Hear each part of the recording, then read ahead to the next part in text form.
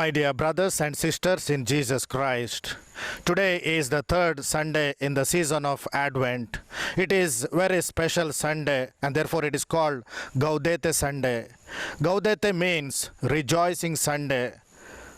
As we are coming closer to the great feast of Christmas, we are called to rejoice because this is the greatest good news the world received. The God is coming to meet us. And therefore, in the first reading of today, Isaiah calls the people who were in Babylonian exile, the Jews, to rejoice because God is coming to release them from their bondage and give them the freedom to live their covenantal life.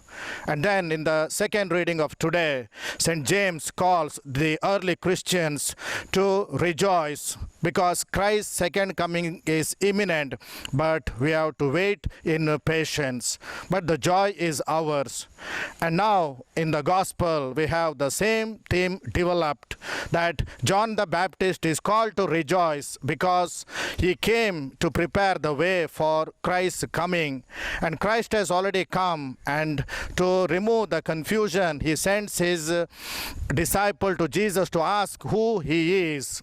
Jesus does not tell that I am Jesus, I am the Messiah. Instead, he tells them to tell John the works that he is doing. What message do we have, dear friends? That we have to recognize Jesus not by any image, but by the works of his, by his words. And when the disciples report to John all that Christ is doing, John is sure that this is the Messiah, that he was preparing the way, and therefore he is filled with gladness. Yes, dear brothers and sisters, today we are called to live the life of Christ and thus make known the invisible Christ to the world by our presence. Every time we do what Jesus did in our lives, every time we utter what Jesus said, remember, we are giving Jesus to the world. Jesus is going to come later on, but today he is present in and through you and me.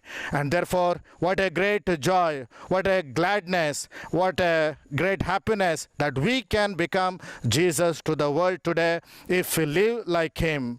And therefore, if we live, then we truly become great.